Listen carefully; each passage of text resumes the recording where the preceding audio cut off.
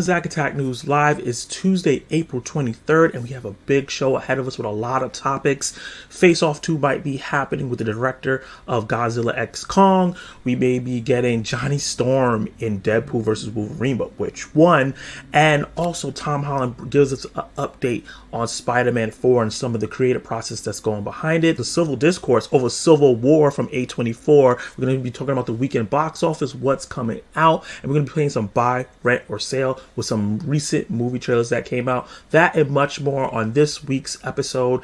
Definitely check it out in the live stream. If you're watching live, you're watching right after, drop all your comments down below, and let's get to the show.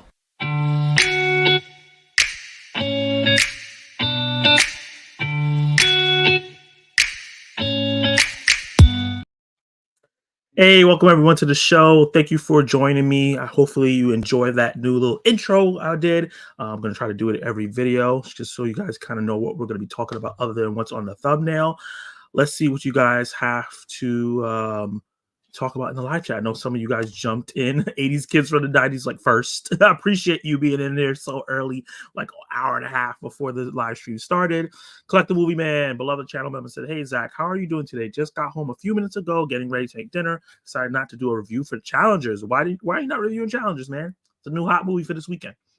A View with Drew, what's up, man? How are you doing? Thank you for being in the live stream. Appreciate you. I have such a headache right now. Wish I could just go away. Oh, okay. I understand it. It's hard to do videos when you have a huge headache. Can't focus, can't do things right. Hopefully you feel better, man. Drink some tea. Let's see. You guys subbing to each other. That's awesome. Viewer Drew said, excellent news. Share quick. My channel is now at 952 subs. You already know I always love to appreciate everybody in here who are YouTubers. Good shit, man. Good shit. I'm really happy for you, man. Hey, let's freaking go. You know, a little bit Deadpool hype. Yeah. Hey, Zach, how's it going, man? Rushing around the city, my man. Kenny Sparks, the mod of the chat, who's only going to be here for a little while because he has an interview he's doing at 8 p.m. Excited for that. Definitely going to watch the replay. How is everyone doing? I have a poll in the live chat right now asking that same exact question. Let me know how you guys are doing. I'm going to get right into the first story. We have a lot of things to talk about, and I'm really excited to get into some of this news, gossip, and everything in between. And the first segment we're going to do is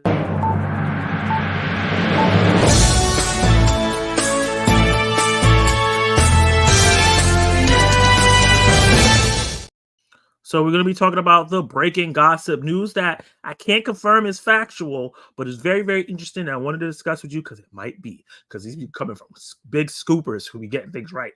So the first one is coming from comicbookmovie.com, and they're getting this from Scooper, I think Daniel Richmond, or Daniel RPK, as he's known as.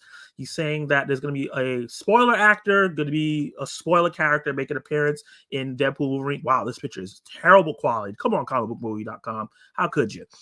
But let's go through this article. It says, at this point, it's not exactly giving anything to note that Marvel Studios' Deadpool Wolverine is going to feature a lot of cameos. Some already been confirmed in trailers, other by the trades, that even with all the rumors going around online, it's almost certainly going to be a few surprises kept under wraps until audiences get to see the movie for themselves this summer.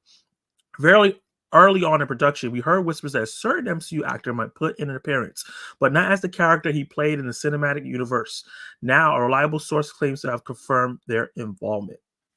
According to MTTSH, so it's not Daniel RPK. This is another scooper who really has a lot of information. I don't know where these guys get this information from. If you want to give me scoops, let me know.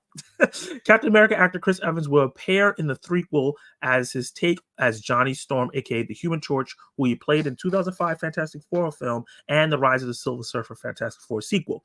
Whether his castmates who played Reed Richards, Sue Storm, and The Thing will return, that remains to be seen, but it would not be a surprise at all.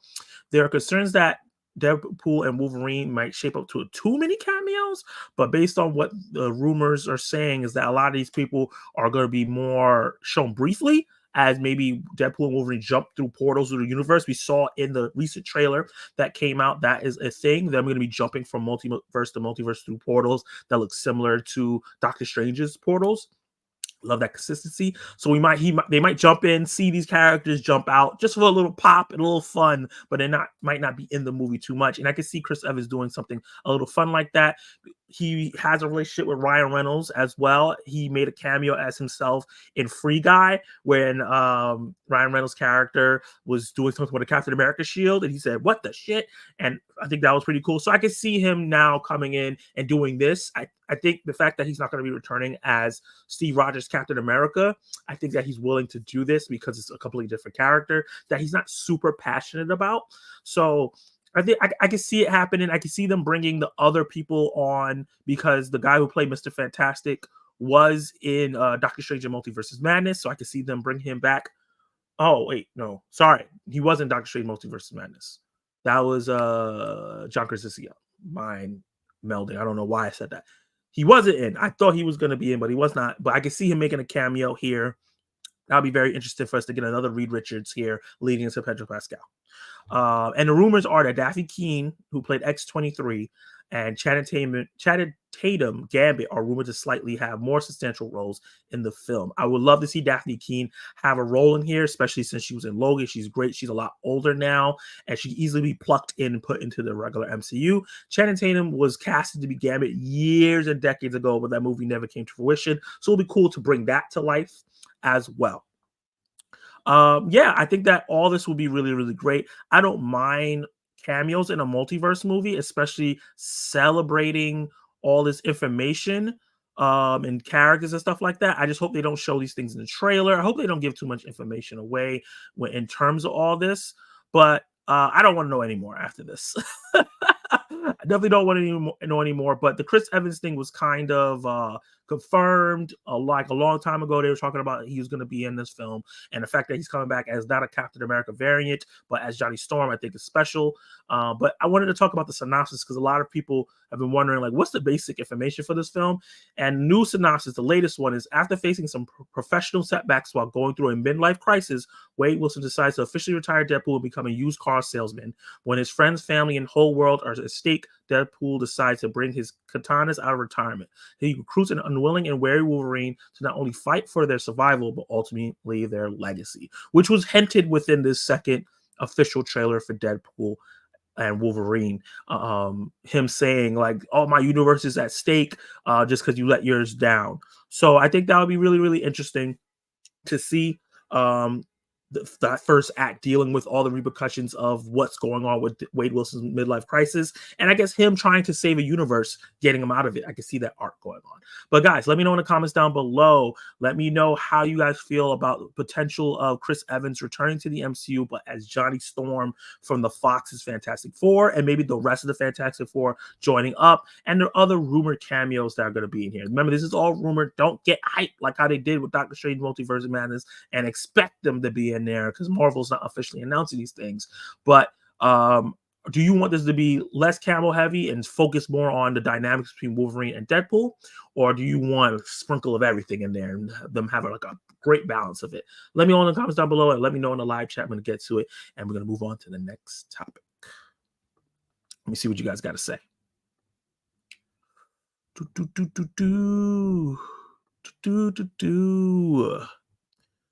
Let's see what's going on with this live chat. Thank you guys for being here. Hey, Brandon, what's up, man? Thank you for joining the live stream. Appreciate you. I listened to Deadpool's time travel song today, Turn Back Time. Oh, nice. And did he do like an album after that movie came out? But tomorrow I'll definitely be doing an unboxing of my Departed 4K Steelbook and also a book I just ordered. Nice. Forgot I had to vote today, and I need to feed my dad cat all before the stream. Woof. You was out here doing a lot. Appreciate the hustle. Yeah, they're giving away far too much information now. I can see that, especially if you don't want to know anything going to the theaters and not be spoiled at all. I totally understand that. But hopefully we don't get any more other than this. I've heard that Halle Berry is supposed to be in the movie as Storm. Anything but Taylor Swift showing up as the Dazzler. I would love Taylor Swift to show up as Dazzler. I think that would be really, really fun. I'm a Swiftie. But yeah, I'm sure that other X-Men characters will show up in this movie. So I can definitely see Halle Berry showing up as Storm, her iconic character from the past films. I think that's a definite that should happen. How much of it we're gonna get, who knows? Do you think Keen will be one of the main Wolverines? That'll be very, very interesting.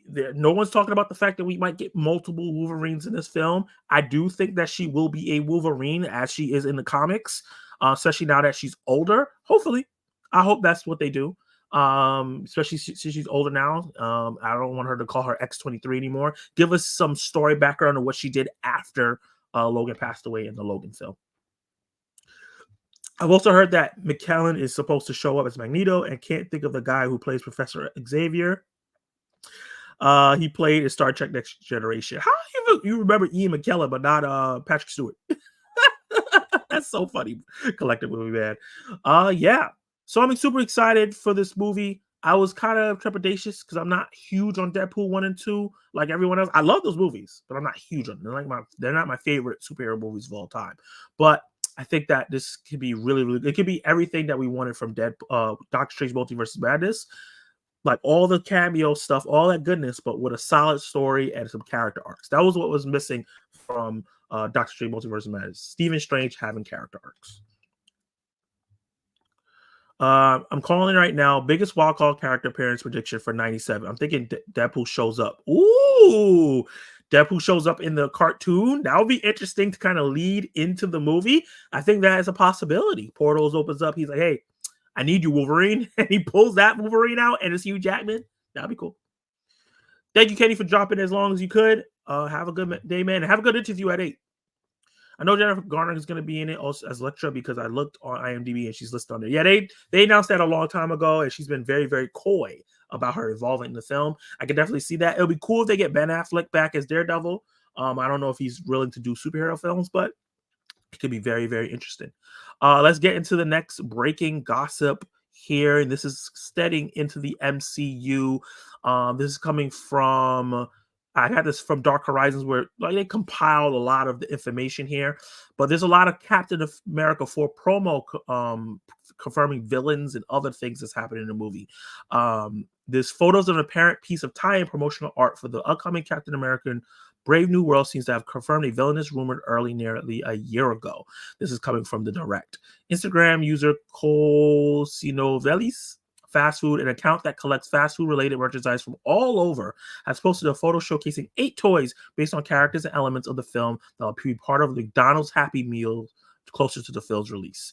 8 figures, including Anthony Mackie as Sam Wilson, Captain America, the second in the same outfit but with wings, the third is Captain America's shield, and the fourth is some sort of red flying machine or drone. A 5th is Danny Ramirez, Joaquin Torres suit up as New Falcon. 6th is Sharira Raha's Ruth. A 7th is Red Hulk, which has been rumored for a long time. It's going to be very interesting if they decide to do that. I think it's going to happen. If you don't cast Harrison Ford in this movie and replace Ross, if you're not going to do Red Hulk, I really think that they're going to do Red Hulk. It's going to be very, very interesting, and where that leads now that we have She-Hulk and hopefully maybe Bruce Banner gets involved, and maybe we might actually get a Hulk movie. Maybe they might do it. The figure is named Cassavelli on a Portuguese language promo page. Cassavelli is Portuguese for rattlesnake. This is seemingly confirms a report back from May last year at Murphy Universe that we'll be seeing MCU's version of Rachel Layton Diamondback in the film. Indeed, the toy shows the character sporting the same hair color, black and purple suit as the villain from the comics. In the comics, Diamondback was a member of the Serpent Society, and that's a group that is usually going against Captain America, Steve Rogers, but obviously Steve Rogers is gone. So Sam Wilson would have to deal with them. We were supposed to get the Serpent Society in Captain America 3, but because they changed it over to Civil War, that was scrapped. So I'm guessing that is now being moved over here. And that's really, really exciting to see how Sam deals with them, because I know the Serpent Society kind of has a superiority complex in terms of how they feel, and they might be a little racist towards Sam. So I think that could create a cool dynamic versus what they would have did with Steve Rogers. But Diamondback also becomes more romantically involved with Steve Rogers. So this could happen more with Cap instead of, or Sam Wilson Cap instead of Steve Rogers Cap. Some of that storyline being transferred over to Sam Wilson. And more recently, she's been involved with Sam Wilson in the comics. A casting call last year saw an early 30 female to play opposite Anthony Mackie as a villain, but also possibly a love interest. It also suggested more appearances beyond this particular film. Rosa Salazar, who I'm a fan of, and I think that could do a great job at this because I think she's a dynamic actress, and Zosha Rogue-Moore both have the undisclosed roles in the film. Rosa was in The Lead of Battle Angel. If you have not seen that sci-fi film, definitely check it out. And I believe she was in The Maze Runner. Haven't seen any of the Maze Runner movies, but she's seeming to tickling all the boxes to be the one for the role, which makes sense. And I think she's the bigger name of those two.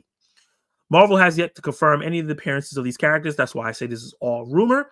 But yeah, a lot of toy leaks have been happening for these Captain America movies. A lot of promo art and things like that, showcasing things. There's some set photos like the WWE wrestler Seth Rollins being on set and being in costume for the Serpent Society. So there's a lot of things that have been coming out for this film because they're filming things outside. It's going to leak, but these promotional things are really leaking these things. But we don't see any official pictures, so this can all be fake. Who knows? But I'm really, really excited for the Serpent Society, Red Hulk, and everything that's going to happen with A Brave New World, and especially with Anthony Mackie and how you talked about it, and Rosa Salazar joining the MCU. I think that's going to be a great opportunity for her. I'm really excited for her to get into like a big budget film like that. Hopefully it does well, because obviously Alita Battle Angel, which I thought was great, didn't do well. Drop in the comments down below how you feel about this news. Are you excited for all these different story plot lines that's going to be surrounding Sam Wilson's Captain America? And are you excited for the casting of Diamondback? Drop all those comments down below and let me know in the live chat. Let's see. Actors should just say that would be cool, wouldn't it? Or just say maybe, or see for yourself when it comes out. Some actors do that, but the problem is a lot of these reporters like to dig and dig and dig and dig and ask the questions, and I think it weighs on them. They get tired of it and they get annoyed with answering the same questions over and over and over. Hey, my boy Clay Poindexter's beloved channel member and friend in real life. How you doing, my guy? He said, I like Rosa. She was also in Undone. Yes, a show that I really, really like, and she did a great job in. Hopefully we get a third season, but we might not. They kind of wrapped it up. I'm definitely looking forward to the new Captain America movie, even though it's not Steve Rogers. Me too. I really like Sam Wilson as Captain America in the comics. I think he's a very different Captain America than we get inside of like Steve Rogers comics. They're very different. I feel like Sam Wilson deals with more like day-to-day problems, and Steve Rogers deals with more worldly, I gotta stop war stuff. So it's kind of like the Miles versus Peter, and how Peter is kind of ascended to like, I deal with big stuff and Miles deals with the day-to-day stuff. So I really like their dynamics. I like that he got upgraded, and I think that this movie can do really, really good if they have a great script. Okay, moving on to the next gossip and rumor. So it looks like we may be getting Face Off 2 with Cage and Travolta returning, which is going to be really, really interesting so many years later. 3 years ago came word that Godzilla vs. Kong director Adam Wingard, who also just did Godzilla X Kong, New Empire, and his longtime writing partner Simon Barrett were working on a sequel to 1997's John Woo directed action feature Face Off. Then last year, Wingard indicated he would only make the film if the original cast returned, namely actors John Travolta and Nicolas Cage. He also said that the plan is to do a real follow-up and not just like some fan service movie. So he doesn't want to do just like a fan service movie based on nostalgia. He wants to do a real sequel. Well, Scuba Daniel Richmond, who also goes as Daniel RPK on Twitter, and he gets a lot of scoops that are accurate sometimes, is now reporting that both stars will be back to reprise their roles of Sean Archer and Castor Troy, respectively. No further details has been offered or potential production start dates. The original followed an FBI agent and a sociopath freelance terrorist who end up surgically swapping faces. The arch enemies get caught up in a race in time to keep the other from destroying their life. Barrett also previously discussed how he doesn't believe that Cage Castor's Troy character actually died in the film's finale. This movie was a film that was a big part of my childhood. I watched it many, many times, not only on TV, but on film. I think I owned the VHS or maybe the DVD. And I really, really like Face Off. It's one of those early 90s films that is absolutely insane and would not be made properly here without maybe a creative direction. Adam Wingard has made 2 movies that I know, and that is Godzilla vs. Kong, which I really, really like, and Godzilla X Kong, which I thought was good. I didn't love it, but I thought it was good. But it did really, really well. He knows how to make crowd pleasing films, and he knows how to do movies where people versus each other, and that's what Face Off is. And he had his writer who wrote the Godzilla movies coming over to do this. The writing in those films, I'm like, I don't know, but hopefully with this being something where they could kind of take more creative liberty and do some things with it, that the writing can be better. Hopefully Sean Barrett can knock something really cool all out in the script. I was calling him Johnny Cage. Nicolas Cage has been on fire recently in terms of like doing some really solid films. He has done some stinkers in between, but he's done some really great films, some of his best work over the last 5 years. And we haven't really seen John Travolta really. He has had some controversy surrounding him, but I'm really excited to see these two match each other. They can both be really zany if you've seen their recent roles. So I think can be really, really great if they do it properly, especially if it's not going to be like a cash grab or a nostalgia play. They really do a face-off sequel really, really well with both actors being game, and bring in some young actors to come in and draw that young crowd. So it's not just the old heads that's coming in there. Like I said, with every single legacy sequel or sequel after a long time, I think they could do a really great job. Drop in the comments down below and let me know how you guys feel about a face-off sequel, John Travolta and Nicolas Cage coming back, Adam Wingard, the guy who directed Godzilla vs. Kong and Godzilla X Kong, coming to direct it, and the writer of those movies writing that film as well, and all those possibilities. Drop those comments down below and let me know. Let me see what the live chat has to say. I'm definitely looking. Oh, yeah, I saw that. What Sam Wilson Captain America comic do you recommend? Ooh, hold on. I wish I could go into my to my comic collection right now, but that bad boy is pulled up. So actually his first comic from Captain America Sam Wilson from 2015, 2017, that's volume 1. Hold on, let me see if I can share this with you so you can kind of just see it. So I have this on Google. So this comic right here, I would suggest checking out, where he like really fully took on the mantle and really started going back to his neighborhood. I know in the MCU they made him from Louisiana because Anthony Mackie, that's where he's from, but he was really from, I think, Harlem or something like that. And Harlem doesn't really have a superhero, so that was cool. But if they do him from Louisiana and he has to do stuff there, that's cool too, because we don't really get superhero stuff in the South in the MCU. So that's still pretty cool idea. But if you want to check it out, I would suggest that one.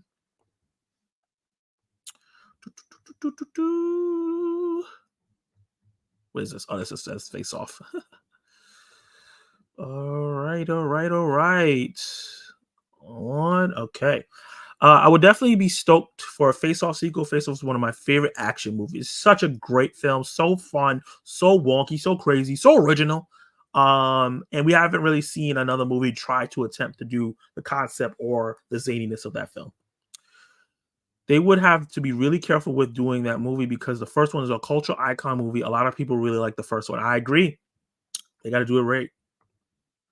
And if they do a sequel, I would want them to end it after that. Yeah, I don't want them to do like some long thing where they try to do a trilogy or anything like that. Unless the movie is phenomenal and it is like, oh no, we need more, then yes. I'm always like, don't cut the ideas off. If they find a way to make this a cool trilogy, I'm down. But most likely, because the age that Nick Cage is at and the age that John Travolta is at, probably should just do this one, make it a banger, and then just close it out. Just get like 2 great films. Oh, that cover looks amazing. Yeah, the art on Sam Wilson's comic books are really, really great. The artist that did it, let me see if they have his name here. Of course they don't. But yeah, if you look through his cover art and stuff like that, it's great. He has a lot of, actually, let me show you. He has a lot of cool covers. Yeah, I got to show my love for Sam. So yeah, as you can see here, zoom in a little bit. He has a lot of great covers. A lot of dope covers. And that's a little hint to like what the new Falcon will look like. I'm pretty sure they'll update his suit because this kind of looks goofy. It works for comics, but not that. This is here where he was like Captain America and Captain Britain was trying to like take it from him. He was like, nah. Take back the shield. This cover is dope. I really, this is yeah, like he had a lot of dope covers. He has some great stories. Yeah, definitely go check out Sam Wilson's comic. Let's see. Share the screen and let's see. Hey Zach, do you think you could send me a picture when you're done with your live stream with Sam Wilson? Yeah, I'll definitely send you the link and the pictures and stuff like that so you can check it out. So you can check out all the runs and things like that. I'll send it to you on Instagram. Oh, I forgot. I didn't put this thing up. As always, if you do a super chat, check that out. I'll give you a shout out. I have 2 people I need a shout out from my Sunday stream. I already have your names down. You'll be getting a post tomorrow. But yeah. Hey, welcome movies and music. Welcome to the live stream, man. I appreciate you being here.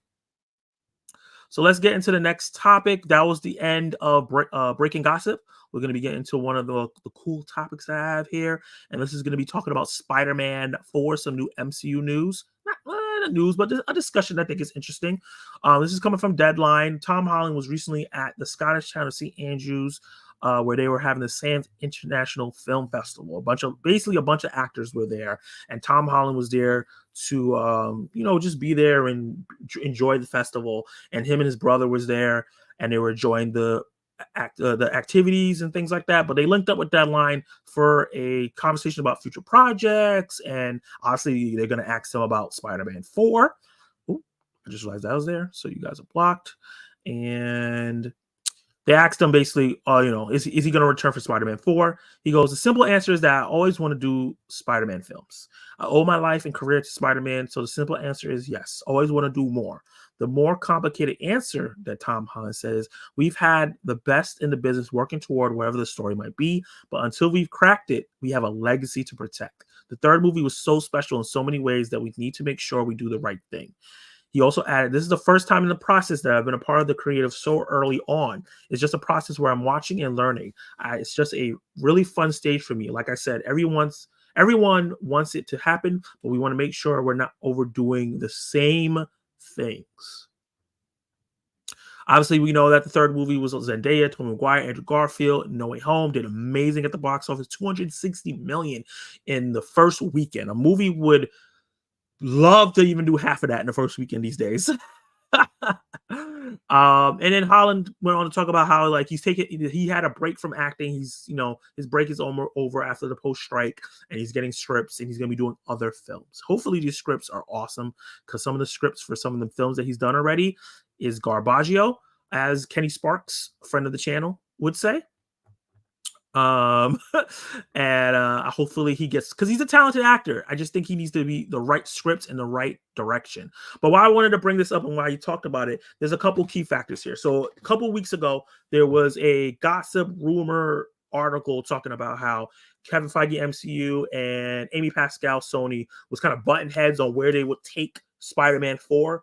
Amy Pascal Spider-Man, obviously she wants to take it and do another multiverse story where she brings in Toby, Andrew, and even more, and kind of capitalize on No Way Home and do it again. Kevin Feige feels like they need to take a step back and do a more traditional Spider-Man story, whereas Tom Holland Spider-Man is front and center, and they do more of a street level story, and they're kind of butted heads on that.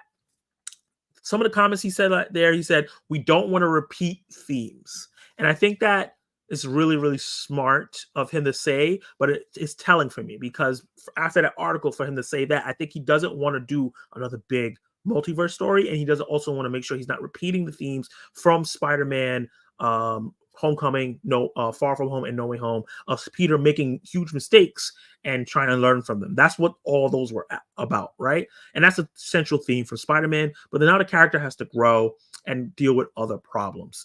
And I think that he wants the movie to be more grounded and focus on him. And I think that's the ideal situation. I think Toby and Andrew can come back in like Secret Wars and other multiverse movies, maybe even Deadpool and Wolverine. That could be a cameo. But I think that Tom Holland needs a movie where there's no other MCU or other character in it, where it's just him and Spider-Man dealing with a villain and dealing with other problems other than that. And I think that Tom Holland is saying that I have a legacy to protect, which is Spider-Man and his legacy. Obviously, he doesn't want to fail this movie because this is his linchpin.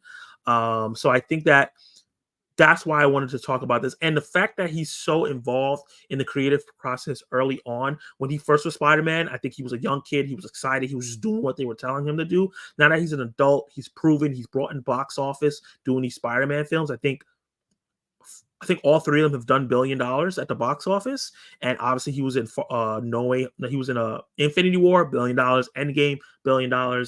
Even though he was less in Endgame than Infinity War. The point is, he's a success within the MCU. So I think that he really wants to protect this role because it's his biggest role, and it's really the only successful thing he's really done, other than Uncharted. But that's not really successful critically. So I think that's why I found this very, very interesting, and I wanted to talk to you guys about it. Let me know in the comments down below, if you're watching this after, how you feel about Spider-Man 4 maybe being more grounded versus multiversal, and the comments from Tom Holland about how they want to take their time and crack the script versus just rushing and going in. And I noticed that where he was at the festival, he was with the Russo brothers, which I think he has a very close relationship with them because they cast him for Civil War. I think they should come and do Spider-Man 4. I know there's been rumors of other people. I think they should get the Russo brothers to do Spider-Man 4. But yeah, drop those comments down below, and let's see what the live chat has to say about everything I said. Hey, what's up, Perp Minded? Welcome to the live stream, my guy. This guy just dropped the challenges review. Working the hardest working man on YouTube. Go check that out. Spider-Man fatigue is real. That's hilarious. There's no such thing as Spider-Man fatigue. Never. 80 Kids from the 90s says, I hope we get the movie Tom and Marvel wants to make. Sony should just let go. If they could find a common ground, I pitched this idea when that article first came out. Maybe Toby and Andrew could kind of take a mentor role where he talks to them when he run into a problem, and they're telling him, like, you don't need us to figure it out. You have to figure it out on your own, like we did.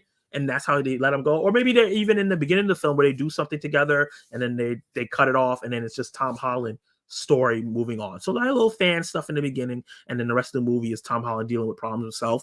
Maybe that's a way they can tie it and have the multiverse while also having the more grounded story. But yeah, I think they should let the MCU take more hold here.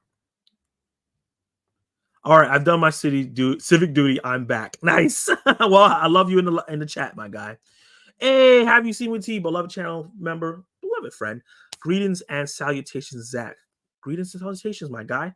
Fine gentleman, sir. Kitty Sparks, I really want them to lean into this new phase of Peter's life. No more home movies, even though I've enjoyed them. The home trilogy is complete. Let's get into Kingpin, Hammerhead, and Scorpion, etc. Yes, let's bring back Vulture. You know what? Get these characters in here and let him deal with a true Sinister Six.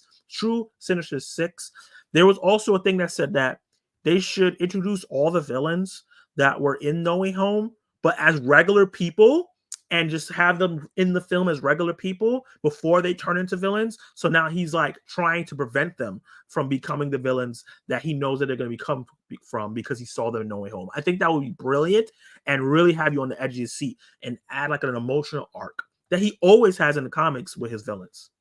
So let's make Kingpin, Hammerhead, and Scorpion, these established villains that they established already in these other films, be the main villains. But then let's introduce Norman Osborn. Let's introduce the character Sandman, Electro, the MCU versions of these characters as regular people, non-villains. They're not villains yet. And then we can break them in and make them villains over the course. I think that would be really, really interesting and special. I would definitely be interested in Spider-Man 4. They just have to get Zendaya back and his friends to make it feel complete. I agree. I think they definitely should come back. I definitely just think there should be a story arc where Zendaya's MJ has moved on, and then maybe he's get a new love interest like a Gwen. We get an MCU Gwen, or even there's been a rumor of Felicia Hardy coming in. That would be interesting and different because we really haven't got that proper. I know that she was in I think the Tobey Maguire verse, but they didn't really do anything with her. So it'd be really cool to do that. Everybody wants Sydney Sweeney. I think that she could do a great job with that. Her and Tom Holland and everything like that. But I don't know. I think they can go so many different ways, but I don't want them to bring back MJ and Peter right away. I think MJ should slowly get her memories back, and that moment would be really special in a later movie.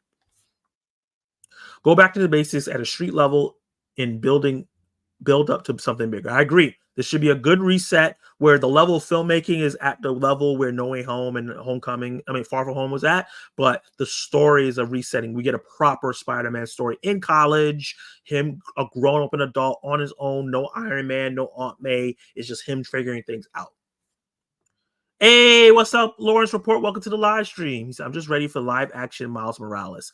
I see that happening. I think that Miles Morales will come live action maybe after the third of this new trilogy of Tom Holland films, maybe at the end, or maybe he's even introduced, and then the third one he becomes Spider-Man. I don't want them to snuff out Tom Holland before he becomes a true Peter Parker Spider-Man. But yeah, I'm ready for Miles too. And also because we have Beyond the Spider-Verse, I don't want the live action Miles to overshine this beautiful movie that we're getting with the animated. And then we also have the video game version. I don't want there to be too much Miles going on at the same time. That idea to try to prevent villains from becoming villains feels a lot like No Way Home. It's not one-on-one, but it's similar. Yeah, I can see that. But it also ties into what he was doing before in terms of he's not curing them. Let's not do that because that was a stupid idea. I'm not going to lie. Because at this point, it's like just cure all villains if he can just cure these villains. But I can see him, trying to prevent it in different ways. I honestly think they should just leave Ned and MJ behind. You can't move on and bring baggage with you at the same time. That's an interesting idea. I don't know if that is exact because they are bringing Sharon Carter over from Captain America to Sam. Winter Soldier's also being carried over. And I think that they've been integrated in a great way with that character. I don't think they necessarily have to drop him. MJ, Peter Parker, that's the end game. We all know this. So I think they have to. Ned is a little less important. I'll be fine if maybe they send Ned to Doctor Strange and he becomes a magic dude and Harry Osborn comes in. Give this little Timothy Chalamet. I know he's not going to do it. He's too big of a star to pay Harry Osborn. But yeah, I do think that MJ has to come back eventually. All right. This is going to be another topic I want to talk about. This is going to be something about Civil War. Obviously, that movie came out a couple weeks ago. It's A24's biggest film to date. And it started a lot of conversation, a lot of discourse. And this was a guest column from Stephen Oligara. And I was reading through it, and I thought it'd be interesting to talk to you guys about it in terms of some of the themes and things that Civil War has, brought up because of the subject matter. It says, when millions of Americans come together to marvel at the stunning solar eclipse, we saw a rare moment of unity amid the darkness of country torn apart by polarization. Bookending this same week was the release of action thriller Civil War, now the #1 film in America and A24's most successful release yet.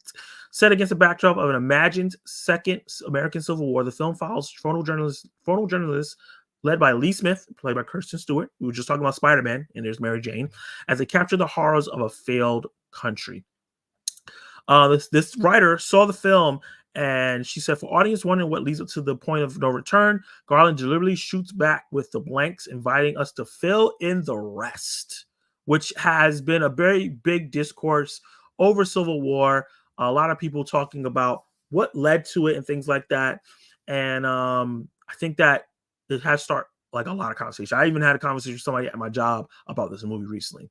It says, I believe that it matters how we fill those gaps. Films of this magnitude, especially on a radioactive topic, set a narrative in our culture, and culture precedes politics when you release a film called Civil War. Ahead of the most divisive election in our lifetime, it hits a nerve. It influences how we view and engage with one another as well as with our institutions. When I consider the larger trends in our country, the film's dystopian depiction feels alarmingly prophetic as fear-driven rhetoric and ideological silos push us further apart.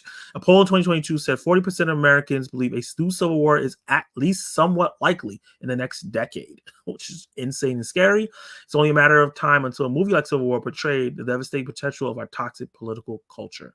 However, entrenched in systems, our entertainment media, the political over-amplified culture of contempt, blocking out genuine connections. 79% of Americans, when they've been polled, whoever polled these people, said that given the opportunity, they would play a part in reducing social divisions and that we actually get along more than the media portrays. The neighbors, all neighbors of all kinds of races and different political backings actually get along more. And that's true. Every day we work with people with different political aspects and things like that. But I think this movie and why I want to talk about this stems from Civil War, because since it didn't pick a political side, it didn't show the political leanings, you wonder what leads to that. And I think that opens the conversation for everyone because we see the horrors. It's like, how do we avoid what happened in this film? And he said the reality is the proven solutions from a personal and local level to the national and systematic level is don't get the screen time and people lose hope. Bridge building over bomb throwing. Build bridging and crossing difference offers opportunity to enrich our understanding of issue and even rebuild relationships. So this is talking about, let's rebuild, let's build bridges to have conversations. And there's people who are trying to do this that's not getting a lot of play. There's black people who are building bridges with the KKK, and people are like, whoa, but he's this guy has conformed a bunch of KKK members to leave the KKK, but that's not really talked about. It says, as Civil War actor Wagner Moura highlighted on CBS Sunday, now really making an effort to sit down and listen to people that I disagree with. And I was absolutely surprised to see if that you value democracy, there's a lot of common ground. Expand your media palette for richer stories. A big part of the film was talking about media and how things are portrayed. Kirsten Stewart, and this is not a spoiler for the movie, but Kirsten Stewart said in the film that I have been doing this since I was 17 because I wanted to send these pictures back to America to avoid this problem, right? War journalists and journalists in most real journalists, they're doing this thing supposed to be doing this in an unbiased nature, and they're showing these things, and unfortunately they're being coerced and misjudged in a way to use for different political leanings when it's supposed to be shown to you so you can interpret and understand and do more research. And that's why I'm saying expanding your media palette, which the movie kind of talks about Garland's right to highlight journalists as central to democracy because it shows both sides, but you have to watch different types of media so you can get both sides. And I think that's an interesting topic that this movie has brought about. You can't just watch CNN. You can't just watch Fox News. You can't just watch The Independent. You got to watch all of them so you can kind of get an idea what everybody's going around. So your social media algorithm, it's not just an echo chamber. So yeah, this article was really great. I think you should definitely check it out. I don't want to go through the whole. Well, I think I went through most of it. I think it's a really, really interesting conversation, and I think Civil War really did bring an interesting conversation here about journalism, how it's used, and how we potentially are going towards something like that, and how that movie not taking a political standing.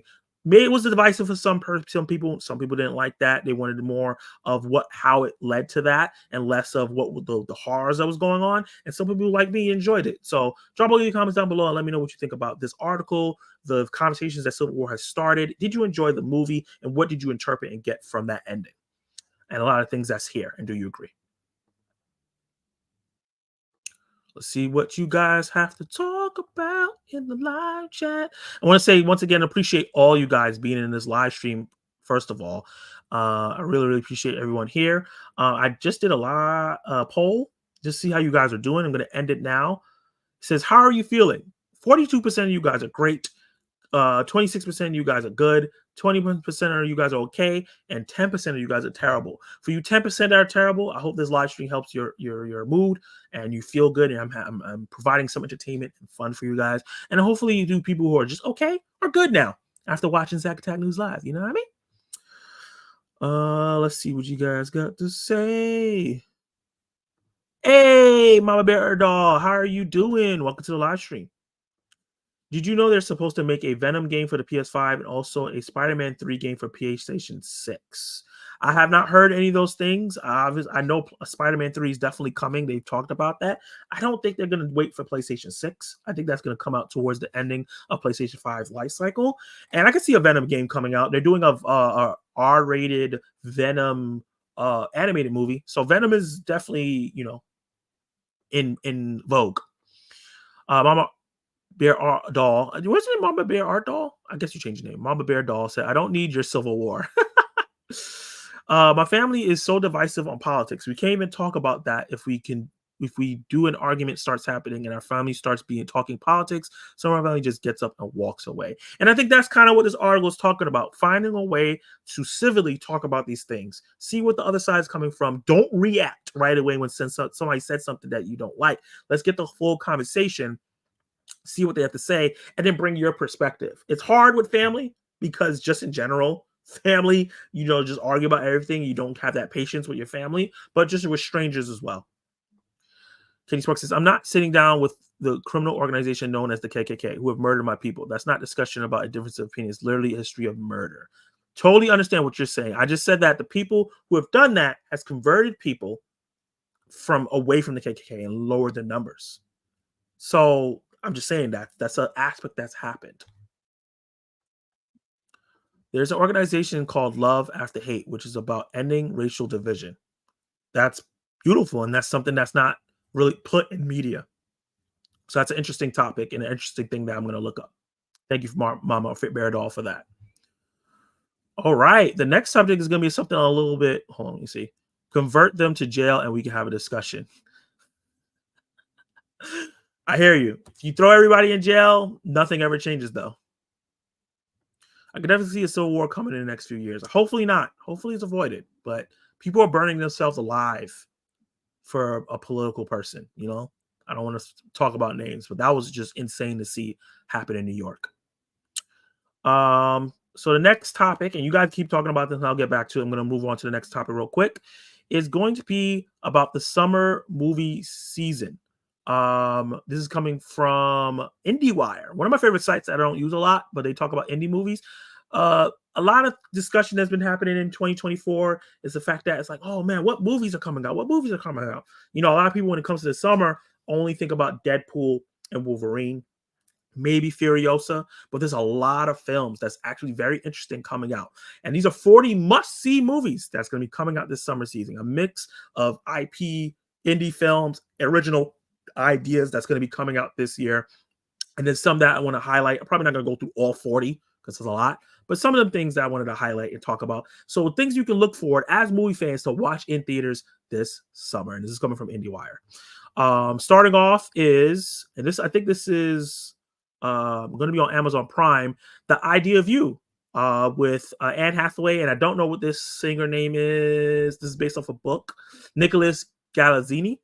I know a lot of people like him a lot. Is he a singer? I think he's a singer in real life, and now he's becoming an actor. It's about a older woman dating a younger singer, and the controversy that goes between that idea and that conversation. So it's the idea of you in terms of the idea of how this is amazing and things like that, but the idea of an older woman dating a younger man and the conversations that happened there. I've been hearing great things about this film because it premiered at a festival. I heard that the chemistry between these two is off the charts. And I think the story is actually pretty good and funny. So be on the lookout for that. That's coming out May 2nd, which is pretty soon. Well, actually, that's next week. Evil Does Not Exist, coming out May 3rd. That's actually going to be next week as well. Rizuki Hamagachi, which is a big director in Japan, retreated, no, sorry, is the name of the character, but I think that's the name of the director. I know that's a director name, but that's the name of the character. Retreated in a royal village outside of Tokyo to make evil. Oh, no, yeah. So, yeah, this is the director. He retreated into a royal village outside of Tokyo to make this movie. His first film following the global success of Drive My Car, which was Oscar nominated. The Japanese director found himself perhaps uncomfortably in the worldwide spotlight after being known for little indies before this. Evil Does Not Exist follows the modest living of Takumi, previously an assistant director on Hamaguchi's Wheel of Fortune, and his daughter Hana, living off the land in Mizubuki Village, where the townspeople become aware of a corporation's plan to build a glamping site on their grounds. Oh, I saw the trailer for this movie. Yeah, this is like a mixture of like a political thriller and a little bit of horror. I saw the trailer for this. Go check out the trailer for Evil Does Not Exist. It's pretty good. It's gonna be out in theaters next week. Fall Guy, a movie I'm really excited about, and I've been hearing good things. I think it's Steven Spielberg talked about how great he thought the movie was. We all know that Ryan Gosling's on an upturn in his career and becoming a star after Barbie, and I'm really excited because I think he's a great actor. This is going to be a David Leitch film after Bullet Train. Alan Taylor-Johnson is going to be in here, who may be our next Bond. And obviously Emily Blunt is going to be in this film as well. I heard it's really fun. I do think the trailers have shown a little bit too much, but hopefully the movie has a little bit more promise. That's going to be coming out also on May 3rd. So this is all, damn, the Fall Guy is next week. That's crazy. I saw The TV Glow. It's another movie that I'm not too sure what the movie's about because the trailers have been so confusing, but this is A24. everything that A24 drops, I'm gonna go check out if I get a chance. This is from the director from We're All Going to the World's Fair, which I haven't gotten to check out, but I heard it was a great film. Jane Cronenberg is directing this film. I think also writing it. It's starring this guy over here who was in one of the worst movies this year, but hopefully this movie is better. And yeah, it came out at Sundance, and people really thought it was amazing. Seems like it's a horror thriller, trippy film. A little bit of sci-fi aspect in it. Let's see. The Unfrosted Pop Tart Story is coming out on Netflix May 3rd. As you can see, it has like a really strong cast. We've been getting a lot of movies about like corporations that make food, which is funny. So, you know, we got the Cheetos movie, we got the Beanie Baby movie, we've gotten so many other things about different things like that. So now we're getting a Pop-Tart film, and that's coming out on Netflix on May 3rd, starring Jerry Seinfeld and a plethora of other stars in this film. And it looks like it's going to be from the people who did the Weird Alkovich film, which I heard was really good. Be on the lookout for this. Gasoline Rainbow, which is coming out May 10th and will be streaming on Mubi on May 31st. I don't really I had Mubi for a little bit, but I had to cancel it because way too many streaming services. It says Bill and Turner Ross semi-scripted road trip, which follows a group of high school grads wandering through Oregon in a kind of pointless adventure that only youth can facilitate, was one of the most unexpected delights of 2023 fall festival season. The loosely structured movie, which features improvised dialogue over a real outline as the cast of a first-time actors explore the coast before finding themselves walking 500 miles to Portland after their van breaks down. Plays like a series of sketches about discovering the simple pleasures of adulthood for the first time, but despite the minimalistic story, Gasoline Rainbow represents the kind of pure, undiluted cinematic expression that materializes too rarely to be missed. So this sounds like a film, like an old school film that a lot of people miss in theaters, where it's kind of like this experimental idea, just a slice of life film. The fact that these are all first time actors is going to be kind of like improv. I think this sounds like an interesting idea. Definitely something I want to check out if I get to check it out in theaters. This is the type of movie that I want to check out when people are like, oh, there's no original movies. Go check out Gasoline Rainbow and see how it is. Obviously, Kingdom of Planet Apes is going to be coming out. That's May 10th as well. Really excited for this new trilogy. I think this movie looks phenomenal. And yeah, I'm definitely going to go check this out. Matt Reeves took over with Andy Serkis. Now we're going to be getting a new director, the people who did The Maze Runner. And yeah, this movie looks fantastic. All the trailers look really great. And hopefully this is a banger. Babes, which I saw a trailer for when I went to go see, I forgot what comedy movie I went to go see. But this showed up and it was pretty funny. It says calling it Bridesmaids for Pregnancy, which sounds great because I really love Bridesmaid. That surprised me when I reviewed it for Throwback Thursdays last year. This is Ilana Glazer, who I'm a big fan of. Josh Rabinet's script, so they wrote this movie together, and Pamela Adlon is going to be directing it. It's going to be featuring Michelle Buteau, who's a comedian. That's her right here, and she's pretty funny. It says the story between best friends begins as pregnant Dawn is sitting down for an enormous Thanksgiving feast at an upscale restaurant after her water has broken, and then sees her best friend Eden get pregnant herself after a one-night stand. It's a film about Eden's own journey into motherhood, mushroom trips included, while trying to maintain a friendship with someone increasingly consumed by her own family. Sounds like a really good time. We have in the Back to Black film that's coming out May 17th. That's the Amy Winehouse film that's coming out. I seen the trailers for it. It looks kind of cheap, but we'll see. I haven't heard bad things about it.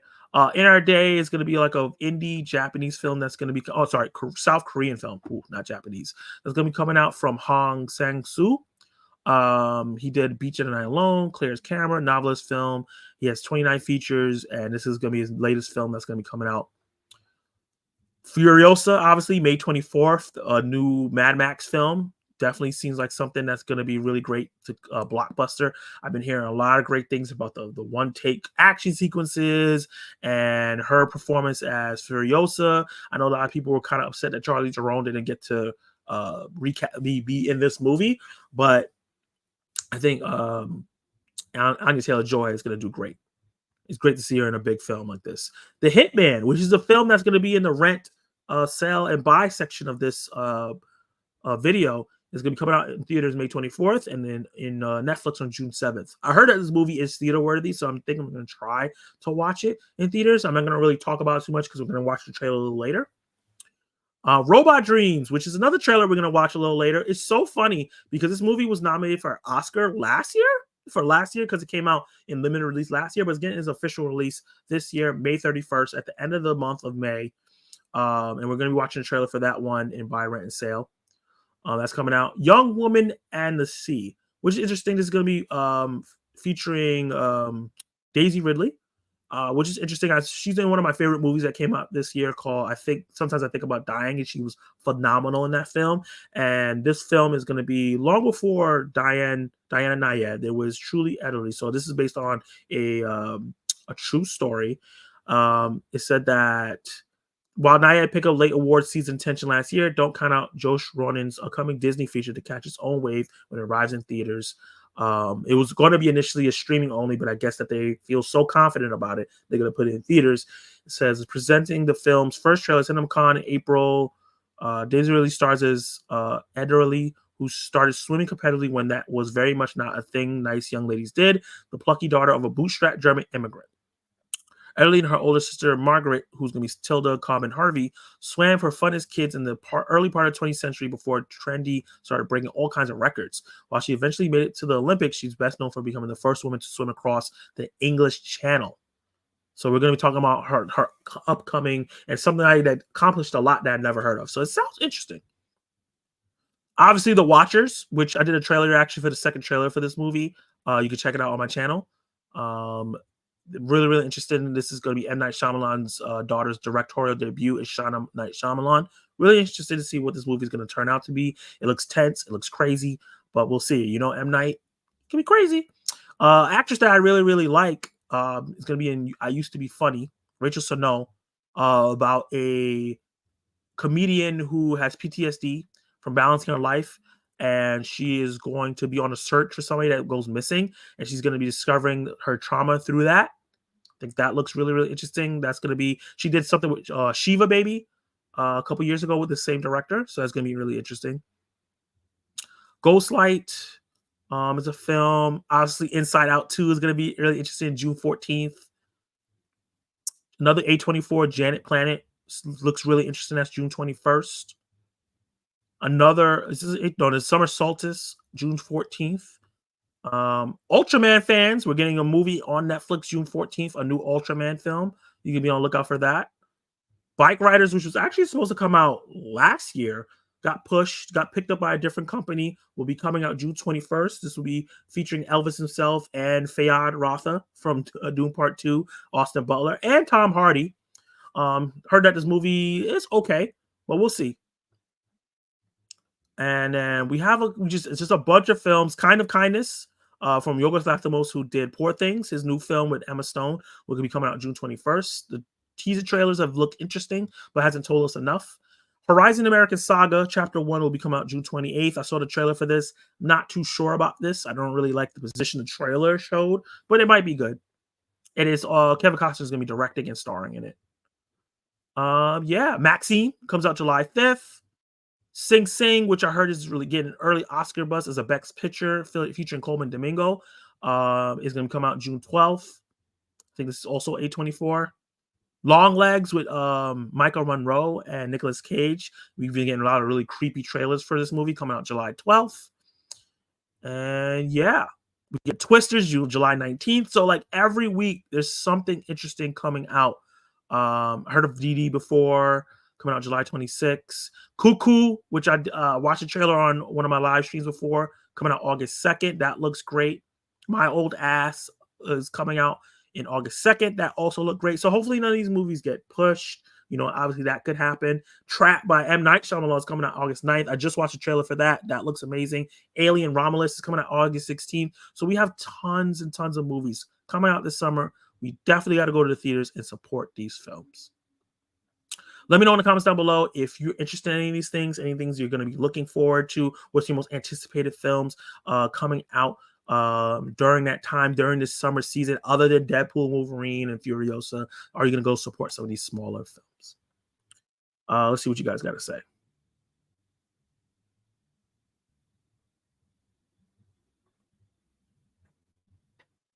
He said, I'm back, and we're talking about going to war. No, not anymore. I'm not looking to Furiosa. Furies? It's Furiosa. I think that's what you're talking about. Sort of T Civil War, so America will go okay, 2 teams. I really want to see the TV glow. Yeah, it looks really interesting. Definitely will watch Idea of You because I'll watch anything Anne Hathaway does. I'm a big fan of Anne Hathaway too, and I love rom coms. So yeah, Fall Guy might be the best movie of the year. Have you seen it? See Fall Guy May 3rd. I definitely want to see that Pop Tart movie with Seinfeld. That's not something I'm interested in, but I'm glad that you're gonna go check it out.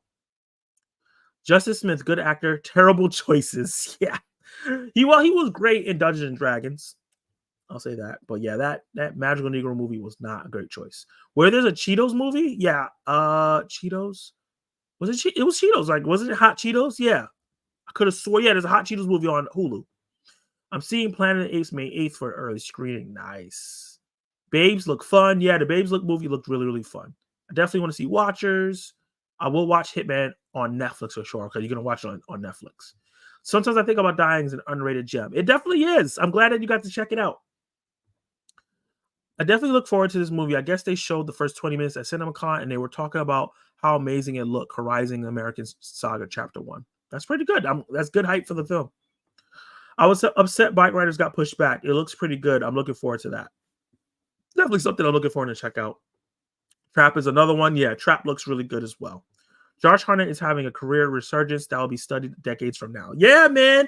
He was in Oppenheimer for a little bit, and now he's doing other films, and he's a really good actor. So I'm happy. I'm happy that he's having his career resurgence. I know he took a break on purpose because it was too much. So it's exciting that he's coming back on his own terms, not being rushed, and things like that. So we're going to get into our next segment. These are things that are like short and don't need to take for a long time. And that's going to be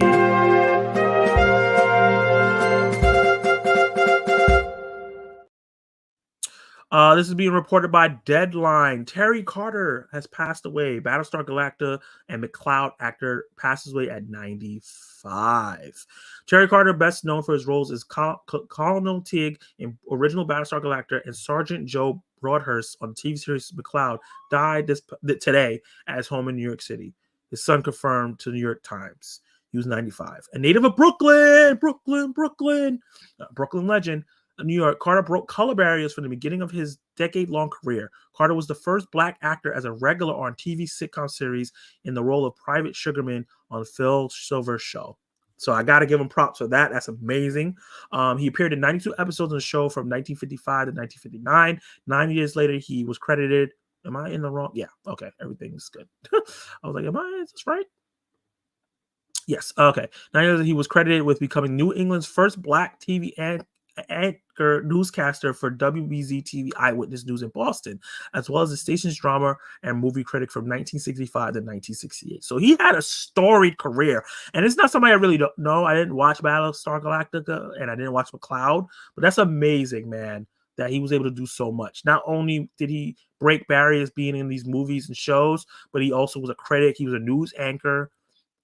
His first major Hollywood role was Detective Jaffe. He really liked playing cop stuff. He was a sergeant. He was a detective, a space sergeant in a TV movie, Company Killers. But his most prominent television role came in the 70s. Obviously, when he was in McCloud from 70 to 77. He's best known internationally for his co-starring role in Battlestar Galactica.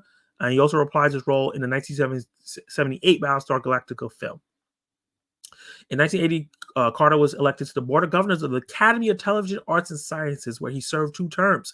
3 years later, he was inducted into the Academy Motion Picture Arts and Sciences, where he served as Documentary Committee and Foreign Films Committee for the Oscars. In 1985, Carter received a Los Angeles Emmy Award for Kids, a TV miniseries he created, produced, and directed about a multiracial group of teenagers struggling to cope with some of the adult-sized conflicts confronting youth in America. Wow. He later produced and directed Jazz Masters, a series of video portraits of 12 great jazz artists from TV's Denmark in 1988. Carter produced and directed the award-winning, Emmy-nominated TV musical documentary A Duke Named Ellington. Oh, I've heard of that. About the life and work pianist, composer, band leader, and jazz legend Duke Ellington.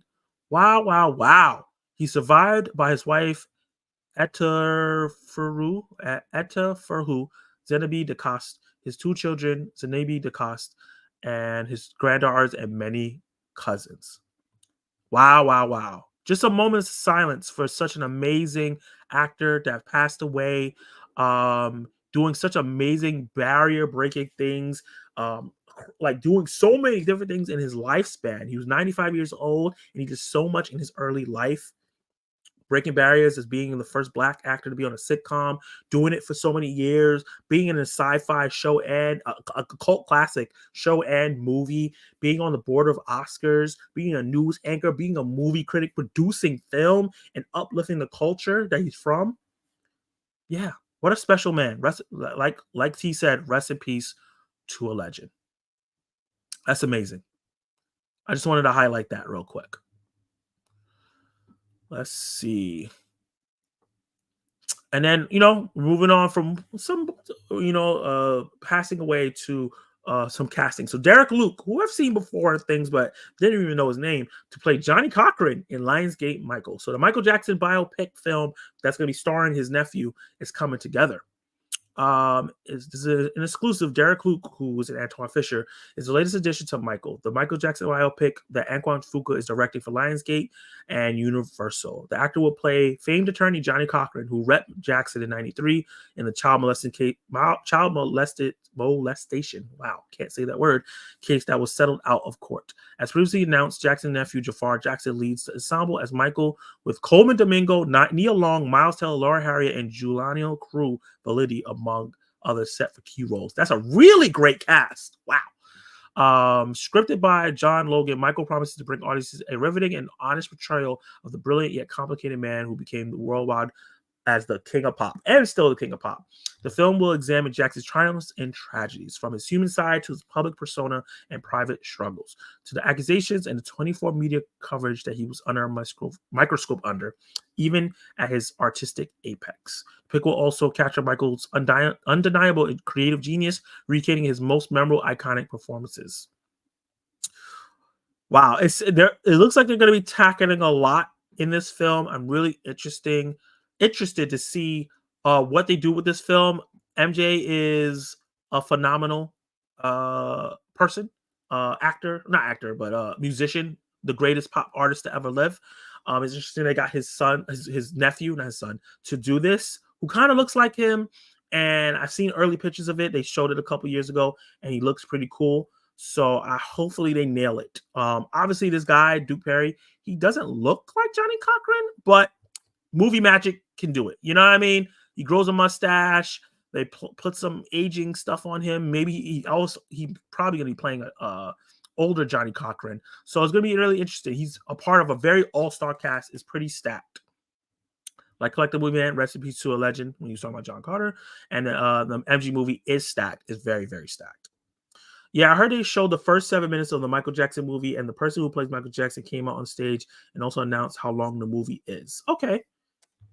He said it's almost close to 4 hours. Woo! That sounds like a lot. I don't know if people are going to go check a movie out that's 4 hours. They're going to have to really cut that down. They're going to have to find a way to edit that movie. It's probably 4 hours now. I don't think that movie is going to come out in theaters as 4 hours. Maybe 3. If they can make it epic, Oppenheimer level, I don't know. As long as it's better than the Bob Marley one. I haven't seen the Bob Marley one, but I heard that it doesn't cover enough of his life. So I'm excited. I'm definitely going to go check this out and support it. One of my favorite musicians of all time. Moving on to the next subject. This is also coming from Deadline, announcing a new movie. And I thought this was very, very interesting. We're going from the Michael Jackson film starring a lot of black actors. It's another one. And we have another one coming after this too. A lot of black news coming out, which is great. 117 years of movie bullshit. This is the name of a movie that's going to be coming out. A time-bending comedy. It says Frank Addiskin, who was in Smile, My Online Valentine, and Candace Vernon, who used to work for Warner Media and HBO and Hulu, announced their time-bending comedy, 117 Years of Movie Bullshit. In this film, written by Addiskin Jr. and Vernon, who also serve as director, this dark indie comedy production follows the journey of two aspiring stars as they navigate the industry problematic past.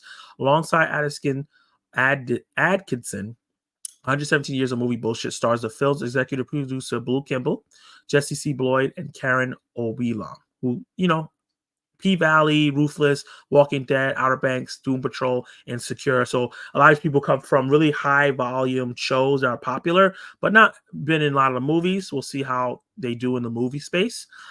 This is the first project for a new production company called Viral Productions, and this was made because a lot of people were these people were frustrated by the lack of opportunities and different types of stories that the industry was telling. The plot follows two inspired Hollywood stars who are unexpectedly sent back in time to the era of Gone with the Wind and by nefarious Dick Whitman, an old school studio executive. As they desperately try to return to the present, the duo find themselves repeatedly trapped in roles of token black characters in movies from years ago, forced to confront eyebrow raising of the Hollywood's past.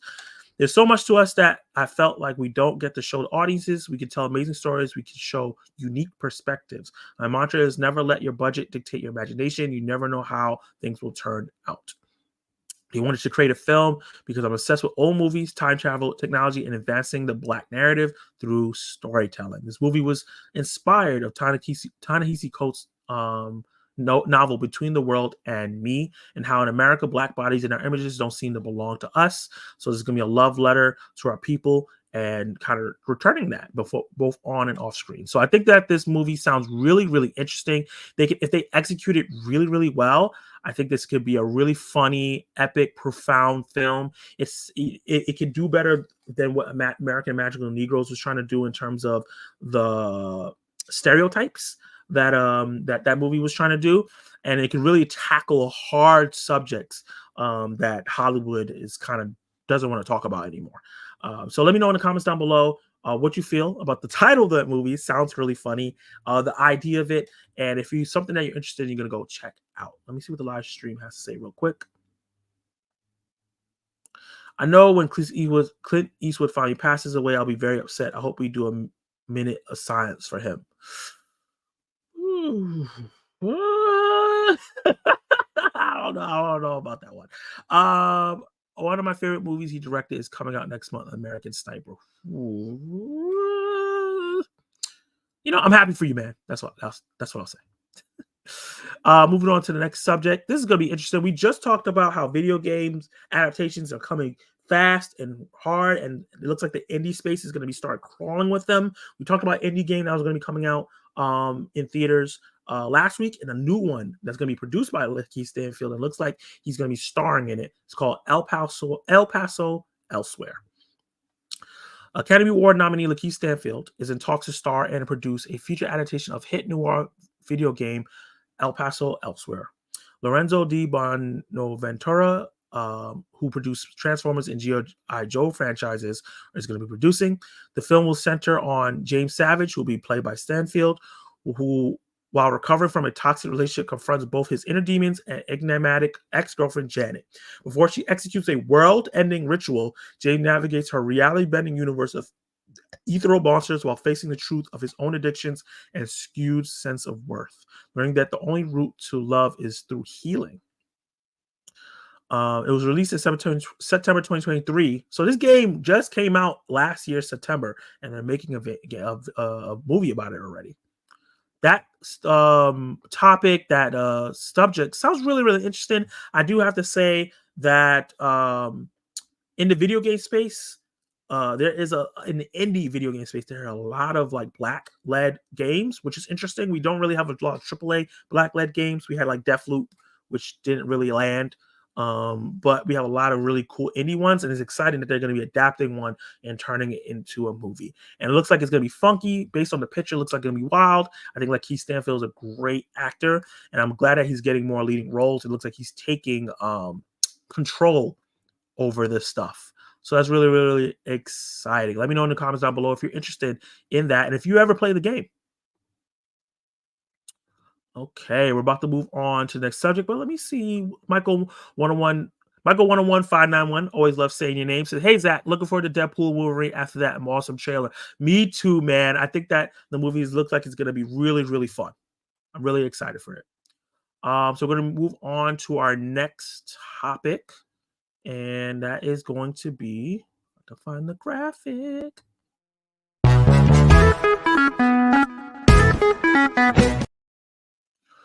So we're gonna be hold on. Oh yeah, I gotta make it bigger. We're gonna be doing buy, rent, or sell. In this topic, we're gonna be watching trailers, new trailers that came out. Buy, you say buy, like I'm gonna go check this out, whether it's in theaters or streaming. Rent, meaning like I don't know, maybe I gotta see a review. Maybe I might rent it when it comes out if it's a theater film. I'm not too sure. Or sell, meaning like I'm not watching this at all. This is a skip for me. So the first film that we're gonna be doing this with is going to be called Atlas. Netflix has released a full trailer for Jennifer Lopez-led science fiction action thriller Atlas, which deals with AI and its potential dangers, which is a very, very hot topic right now. The story follows Atlas Shepard, played by Brilliant Lopez, brilliant but misanthropic data analyst with deep distrust of artificial intelligence. In the near future, she joins a mission to capture a renegade AI named Harlan, nearly caused the apocalypse. When the plan goes awry and she crash lands on a foreign planet for her only hope of saving the future of humanity from AI to trust it.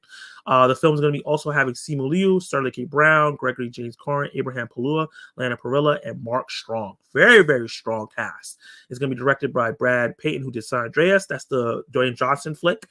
And the script is going to be by Leo Sardani and Aran Ali Koli. It's coming out May 24th, so pretty soon. So let's see what they got for us with Atlas. Good morning, Atlas. Time to wake up. I'm awake. I'll be doing that stretch. Agent Atlas Shepard has spent years of her life hunting the artificial intelligence known as Harlan. Oh, originally engineered to Simu Liu advance is the humanity, AI? instead nearly ended it. If you really want to try to capture Harlan, you need me on that mission. Okay. Mayday! We are under attack!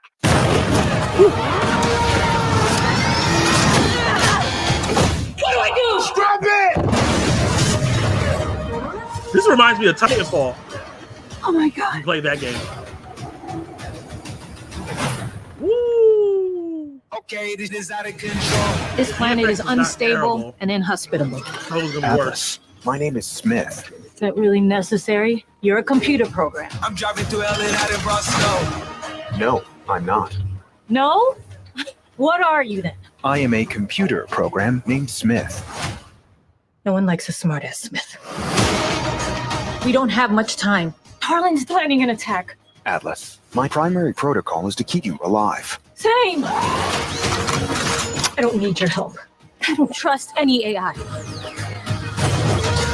I feel like you're on like an alien planet. Smith? Oh, now you're Atlas, this won't work if you don't trust me. Okay. Let's do this. You everything I know about it. Know about it. This is what it feels like to be you. This is what it feels like to be us. It's beautiful. Everything I know about it. Show it too much. You're giving us the whole character worry. arc in the trailer. We are simply the better versions of you. I know the whole If we movie don't already. stop Harlan, I like all Simu life Liu, on though. Earth is doomed. You everything I know about it. Shit. You're in my head and the only thing you learn how to do is curse? I'm an adaptive learner. That's the first thing everyone learns when they learn English. Let's go, bitch. Okay, this is out of control. Okay, this is out of control.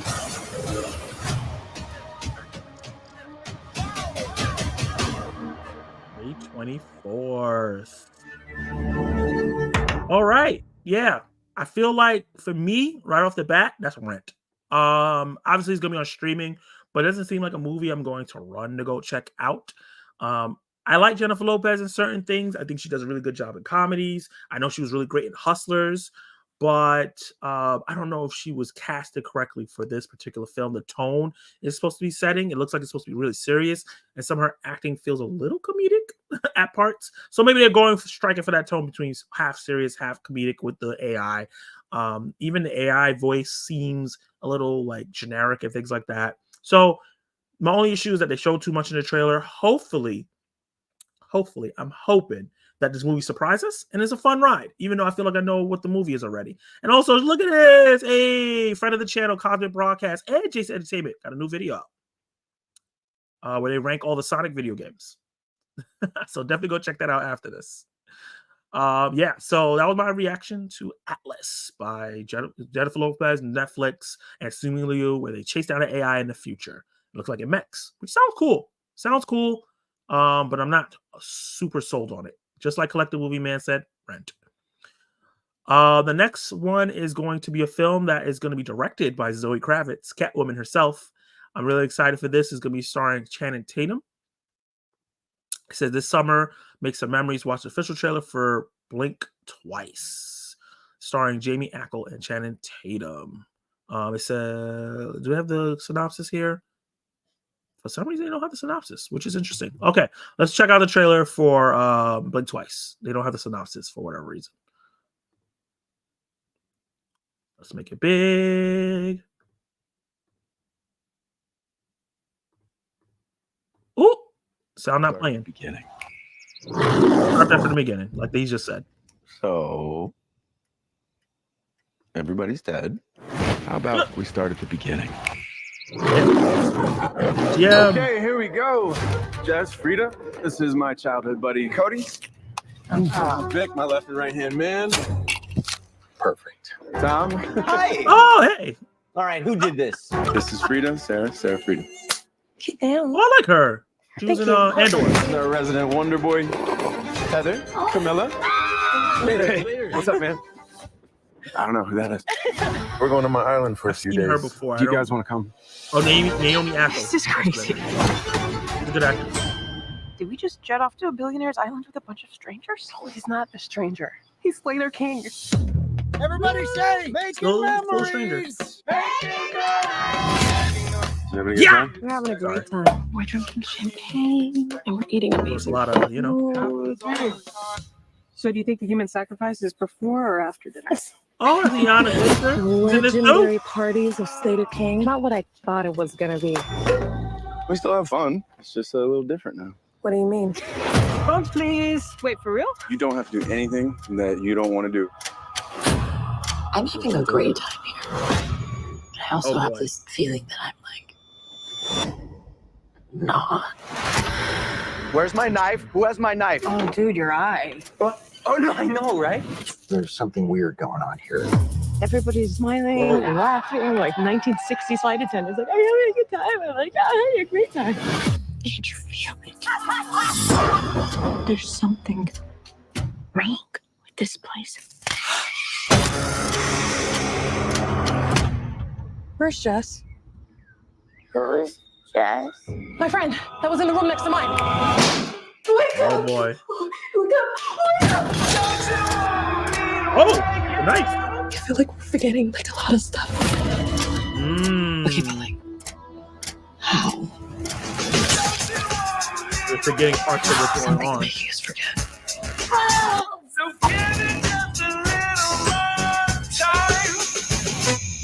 Oh. I mean, you know what's really going on.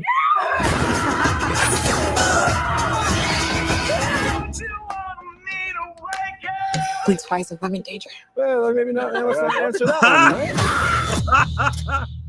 That was a great ending. I like this trailer. This was really solid. This is definitely something that I seem like this could be really, really fun. And I definitely want to check out. I felt like they showed us a lot, but without showing us the whole movie, which was really good. You could tell that there's something creepy going on. And I think it's a little play on like the whole like billionaires taking people off to islands and doing weird stuff. That's been a big conversation over the last couple of years. The whole like, oh, he's not a stranger. He's this. It's like, just because he's famous doesn't mean he's not a stranger. So, yeah, I'm interested in seeing that. I think for me, it's a buy. It looks really, really interesting. Collective Movie Man says a rent. So it's not something that he's rushing to go check out. But yeah, I'm definitely going to check it out when it comes out that weekend. Hopefully another big movie's not coming out, most likely. But I'm interested in it. Okay. Next up is Robot Dreams, a film that was nominated for an Oscar last year, but it's actually officially coming out this year. And I feel like an ad is about to play. Or not?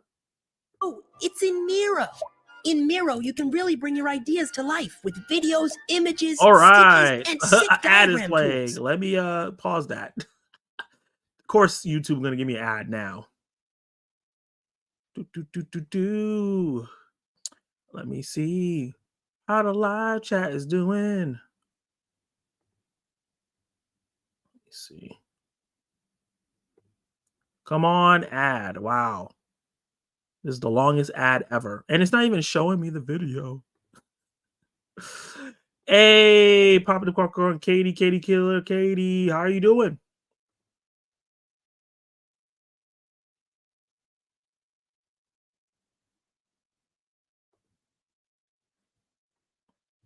I think I have to refresh this. Oh, please don't give me another ad. Damn it. It gave me another ad. I'm having all the technical issues you could ever have, Katie. Trying to watch trailers and I'm getting ads. And then I refreshed it, trying to make sure the thing played, and then I got another ad. And for some reason, the ad's not showing. Perfect for team brainstorms without the groupthink. This is so good. So is this. Record yourself explaining your idea so the brainstorm can keep going even. I feel like that's going to get me in trouble. Amazing. I'll summarize this He said, oh no. Yeah, I'm like, what the heck? Just pausing my whole thing. So, what now? Easy. Come on, finish ad. How are you doing, Katie? How was your day? What's up? Exactly. Try Miro today. It's free forever.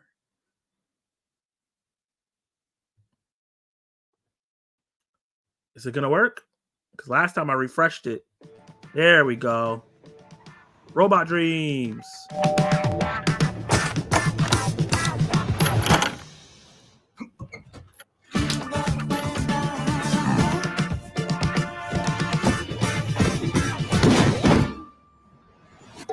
This animation looks so old school, but like refreshed. Oh, wait, it's about a dog that bought a robot? Did I?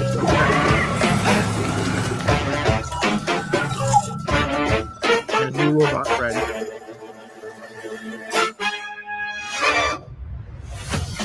Any more nominee for Best Animated Feature?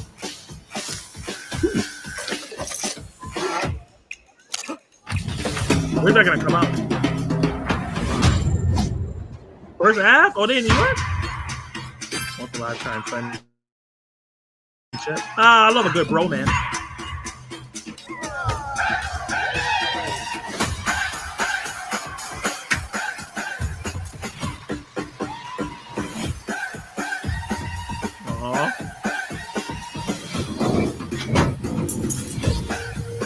Against the trouble.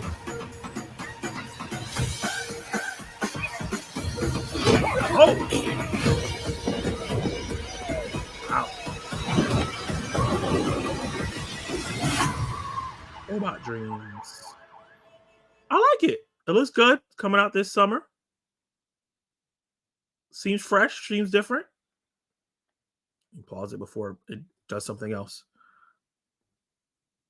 Hey, Zach, have you started Superwoman? No, I haven't started it yet. I'm not gonna lie. Oh my god. Go away ads. Yeah, the ads finally went away. That's a rent for me. I don't know if I'm gonna go to the theaters and check that out, but it does look like something I would like. Hey, Pat Master, he says stop by to say hi. They're interviewing the brother man, Kenny Sparks, right now, so I'm bouncing back and forth. Okay, yeah, man, I'm happy for him. That should be that's super exciting. So yeah, that is going to be a rent for me. This next trailer I saw randomly, and I was like, this sounds interesting. It's called Trim Season. It's supposed to be like a horror Capable of weed so movie? much. Like the movie man said, Sal on Robot Control Dreams. of that plant can only be earned through blood. Oh my god. And sacrifice. What's going on? How much will we make in 2 weeks? How much you trim is how much you get. We don't know you. Let's change that. I'm Emma. I'm Julia. Lex. I'm Dusty. Friends call me Harry. Right on time. Let's hit the road. How long have you been trimming? I've had friends who've done it before. Welcome to the Hollow. You're just in time. Oh no, she look creepy as hell. I'm not staying there. It'll be over before you know it. So enjoy. A bewitching explosion of gender, magic, and Powerful marijuana. substance to be honored, respected, and serviced.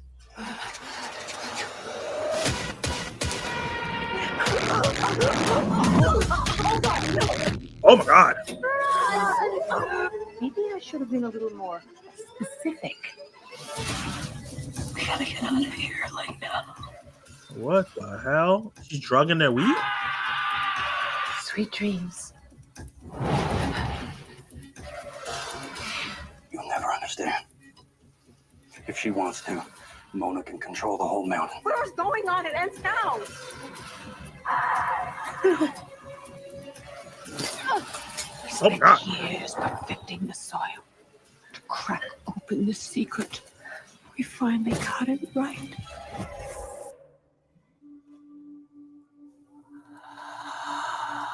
Trim season. Okay. He said they ingested too much weed that you bleed. Nope. Warner Brothers, you're not getting me. You're not getting me, Warner Brothers. I was gonna watch that trailer, but I saw it was Warner Brothers. Is like, nope, they're not gonna get my whole stream. But yeah, trim season seems interesting. Definitely something that I'm gonna check out. Probably not in theaters. That seems like a rent for me. But it looks like it can be really creepy and trippy. And the last trailer for the night is Hitman. I'm just gonna get right into this. This is the guy from Anyone But You. I said the guy, Glenn Powell. He's having a resurgence himself. He was Top Gun Maverick. Anyone But You. He's gonna be in this. He's gonna be in Twisters. Super excited to see what this looks like. I heard this movie is phenomenal. And again, the volume. What? You're not a hitman. Oh, she was in that was the other movie we were watching. I tried looking you up, nothing. It's like you don't even exist. I guess I'm just your fantasy. So what's the biggest difference between the real you and your occupation? By the way, my name is Gary Johnson, and I'm a fake hitman. Fake hitman? Sorry. I realize not everyone fantasized about the same hitman. Every sting operation was a performance. This is serious. I am in service business. And each arrest was like a standing ovation. Okay, Daniel Day. I had it down to a science. Sounds lovely. Until things got, well, Ron. complicated. Medicine.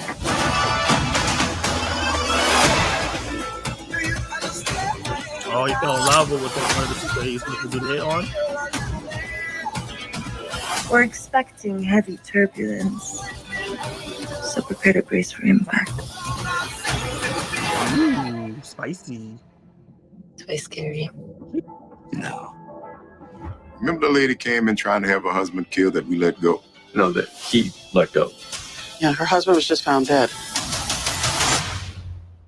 I'm sorry, what happened? Oh. Set him up? From my perspective, you're getting a little sloppy. You're Gary? Or the hitman? My name is Gary Johnson, and my simple question for you is, who is your hitman?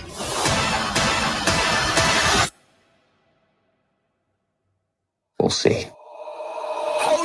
Please don't let me be misunderstood. I like this. That seems fun. It looks original. I'm down. That's a buy for me. I'm definitely gonna check that out. I like Glenn Powell. I like Adriana Jonas. I think that's how you say her name. Probably saying it wrong. I enjoy them a lot.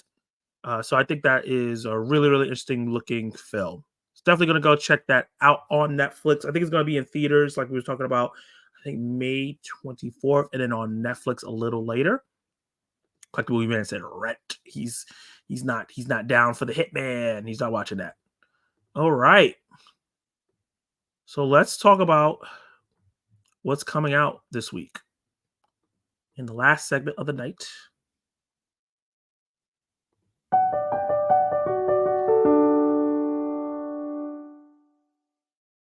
We're going to start with the 4K Blu-rays that are coming out this week.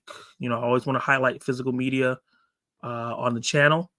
And I just want to talk about the stuff that's coming out on physical media this week. This is today's the 23rd. So the 23rd is when movies come out on physical media. And this is always an ad on here. Annoying me. Get this out of here. Okay, so The Departed on 4K, which Collective Movie Man was just talking about. He's going to do an unboxing. It's going to be coming out. They have a steelbook, and then they're also going to have the regular 4K. Nostalgia, spelled differently from what we usually do, is coming out on 4K. It's from 1983. Rolling Thunder is going to be coming out on 4K. I know a friend of the channel, Dave Show, just got The Beekeeper on 4K. So a movie I got to check out. I in Cuba from 1964 is going to be Criterion. Steel Magnolias, which is a film I've heard about, but I haven't gotten to check out yet, will be out on 4K as well. Goodbye, Uncle Tom from 1971 on 4K. The Demonics, a digipack, is going to be out on 4K. And The Nude Vampire is from 1970 is going to be on 4K. And finally, Justice League Crisis on Infinite Earths Part 2 is also going to be on 4K coming out. So there's a bunch of diverse and cool looking things coming out on 4K, Blu-ray, DVD, probably not DVD. This week, what are you going to pick up? I want to definitely get The Departed and check that out. Definitely want to get The Demonics and check that out, and Steel Magnolias. And then, if you're not the type of person to get like physical media, we also have the new releases for this that also comes out on Tuesday. The Monkey Man is going to be coming out on digital. This Tuesday. It's $24.99 for buy. Rental is $20. It's supposed to be on Peacock in May, late May, towards the end of the month. So if you want to just stream it on Peacock, you can. If you don't have Peacock, you can rent it. One of my favorite movies of the year. Definitely worth a watch. Still in the theaters, so if you have a chance to check it out in theaters, I would say go do that. Oh, hold up. Why did it do that? Hold on 1 second, guys.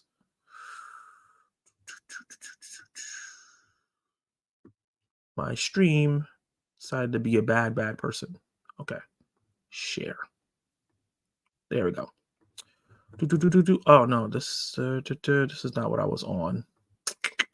Having technical difficulties. Apologize. All right. Yeah, so Monkey Man, Arthur the King, the what's his name again? Marky Mark. What is his name? Mark Wahlberg dog movie where he's like going cross country running, and the dog helps them get across and find different ways. Is now able to rent for $25. Buy for $25, rent for $19, and it's supposed to be on Stars, but it's September, October, so it's gonna be a long time before you can check that movie out if you don't want to rent it. Totem, which is a movie that a lot of people thought was going to get Oscar buzz, and it was on the short list for international feature, is going to be able to buy for $20, rent for $7, which is worth it, and it's on the Criterion channel if you're a cinephile and have that streaming service to watch right now. Anyone But You has been discounted, is $8 for sale, $6 for a rent, but it's also on Netflix now. So those are the big releases that are going to be on rental.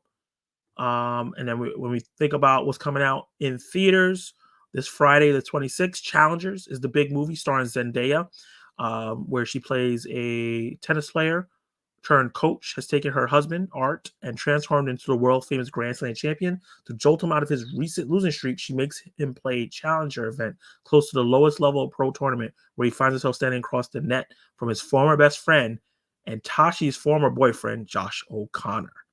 I actually didn't know that's what it was about based on the trailer. But I have my tickets for that. I'm seeing it at $350 on Friday. Definitely will do my review. Friend of the channel, Kenny Sparks, saw it already. So it's one of his favorite movies of the year. I've been hearing it's really, really great. I'm excited to go check it out. Has Luca Guadagnino, who I haven't seen any of his movies yet. Well, actually, though, I'm lying. I think I saw Bones and All, which I wasn't a fan of. But I've definitely heard that he's a great director. So he's directed it. Zendaya starring in it. Josh O'Connor and Mike Face are in it as well. Also coming out this week is Boy Kills World with Bill Skarsgård, where he gets his parents get killed. He gets put into the foster home. He can't speak, so he has an action movie head guy that speaks a narrative in his head, and he trains to go back and kill the people who killed his family. But it's like really slapstick, funny, and really just balls to the wall, insane. friend of the channel, Terrence, saw the movie already. He said it's phenomenal. So I'm definitely going to try to see if I get to see that movie this weekend and get a review for you guys as well. Other movies that's coming out, obviously, if you're into TV shows, Knuckles is coming out on Friday on Paramount Plus. Bloodline Killer, which is a Tyrese Gibson film, whereas a Bloodline Killer is a terrifying horror film that follows Maura Cole, who endeavors to rebuild her shattered life after the murder of her family at the hands of a deranged and obsessed cousin. Cinderella's Revenge is a film that's been popping around. It's going to be on limited release. Cinderella's pushed too far by her evil stepsisters and stepmother, which causes her to switch out her glass shoes and use the assistance of a fairy godmother to seek bloody vengeance. We've been getting a lot of these classic tales turned into horror movies or action films, and this is like in the vein of that. That'll be limited released. And Infested will be coming out on Shudder. On the brink of 30, Caleb faces unparalleled loneliness, estranged from his sister and best friend over an inheritance dispute. His fascination with exotic creatures leads him to a venomous discovery, a spider that soon turns his flat into a terrifying webbed prison. I'm not watching that, but if you like horror movies and that's really, really creepy, that's going to be on Shudder this Friday. I have arachnophobia, so there's no way I can watch that. Another horror movie that I heard about is Humane. A global environmental collapse forces world leaders to take on extreme measures to reduce Earth population. Sounds like it's similar to Purge and things like that. That'll be a limited release if you want to go check it out. And I think that was it for the movies I wanted to highlight it for that was coming out this week. So that is the end of all the topics. If anybody's still here, because I know this was going to be a shorter one, I'll stay on for the next 5 minutes and do a Q&A, and then I'll head out. I got The Departed coming tomorrow, and I got Beekeeper last week. Nice. Yeah, I definitely really enjoyed Challengers. It's probably my third favorite movie of the year so far, and there's a scene with Zendaya. Damn, she is looking hot. Nice. He's like, yeah, that is what I wanted. That's what people thought the movie was going to be about. You know, Zendaya, you know, people were calling it the Zendaya threesome film. So that's kind of where people thought the film was going to go. So, but I heard it's more complex than that, and I heard it's a little better than just Zendaya doing that, because that's not the type of actress she is. Even like if she was gonna go naked, Euphoria would have been it, but she didn't do that there. So I'm excited to see what she does in this film. I heard really great things about it.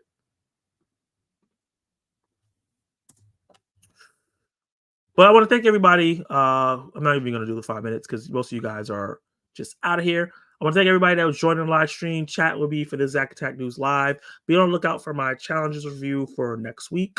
Hopefully I get to see Boy Kills World, and I'll do that as well. And then be on the lookout for Zack Attack News Live next week. Whatever trailers come out, I'll be doing a trailer reaction for it. Appreciate everybody that was here. This was a fun stream. Peace.